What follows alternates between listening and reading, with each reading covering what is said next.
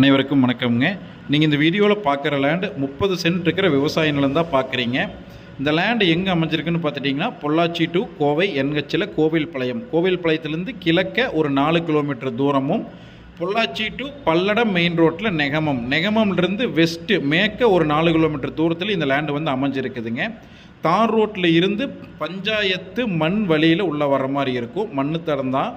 அதில் வந்து பார்த்துட்டிங்க அப்படின்னா ஒரு 300 மீட்டர் வந்து நீங்கள் உள்ளே வர மாதிரி இருக்குங்க. பஞ்சாயத்து மண் பாதை மேலே அமைஞ்சிருக்கிறது ஒரு 200 அடி கிடைக்கும்.